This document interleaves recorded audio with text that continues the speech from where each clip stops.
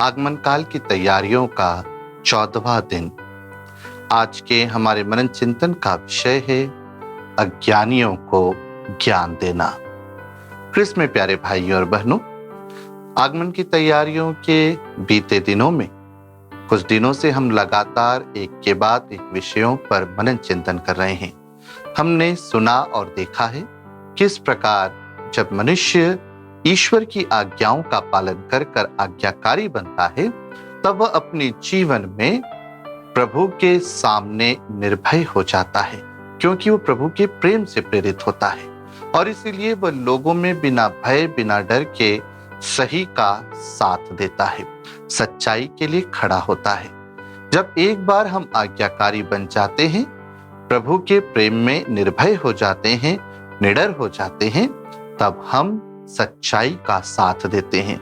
और इसलिए आज का हमारा मनन चिंतन का विषय है कि किस प्रकार हम अज्ञानियों को सही राह दिखाएं। आए दिन हम प्रभु यीशु ख्रिस्त के बारे में, मां मरियम के बारे में कई लोगों से ऐसी प्रश्न, ऐसी बातें सुनते हैं कि ईश्वर का कोई भी आधार नहीं होता, या प्रभु यीशु ख्रिस्त संसार के मुक्तिदाता नहीं हैं, या माता मरियम प्रभु यीशु ख्रिस्त की मां नहीं है। इस प्रकार की कई प्रश्न कई बार हमारे अन्य क्रिस्तीय भाई ही हमारे सामने रखते हैं और हम शांत रहते हैं।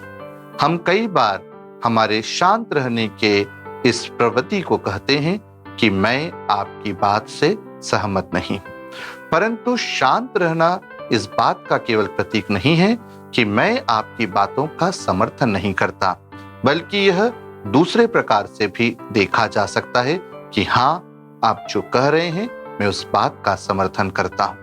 यदि हमने वाकई में प्रभु यीशु ख्रिस्त को हमारा मुक्तिदाता माना है, तो उनकी मां मरियम हमारी माता है, प्रभु यीशु ख्रिस्त की मां है। स्वयं प्रभु यीशु ख्रिस्त ने अपनी मां को हमें प्रदान किया है। कलवारी की टेकरी पर से, क्रूस पर से उन्होंने अपने शिष्य से कहा, प्रिय शिष्य यूहन, यह तुम्हारी माता है। और तब से वह मां मरियम हमारी माता बनी है।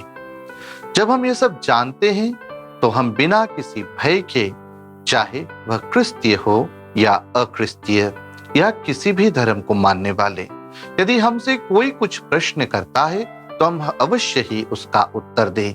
और यह तभी संभव है जब हमारा प्रेम प्रभु यीशु ख्रिस्त में जागृत रहेगा। यदि हमें बाइबल का अच्छा ज्ञान है, यदि हम कलीसिया के नियमों को जानते हैं, यदि हम लगातार कलीसिया से जुड़े हुए होते हैं, तब हम वास्तविक रूप से किसी भी शक्ति का, किसी भी बुरे व्यक्ति का, किसी भी अज्ञानी का सामना निर्भयता के साथ कर सकते हैं, क्योंकि हमारे हृदय में प्रभु यीशु ख्रिस्त का वास होता है। आज हम ईश्वर से प्रार्थना करें कि जब हम प्रभु यीशु ख्रिस्त के आगमन की तैयारियों के 14वें दिन में प्रवेश कर चुके हैं, प्रभु यीशु ख्रिस्त का प्रेम हमारे जीवन में उमड़ता जाए। प्रभु यीशु के पवित्र आत्मा के द्वारा हम प्रेषित हों, ताकि हम लोगों के पास जाकर, चाहे वे जितने भी अज्ञानी क्यों ना हो, हम पवित्र आत्मा के माध्यम से उन्हें सच्चाई बता सकें।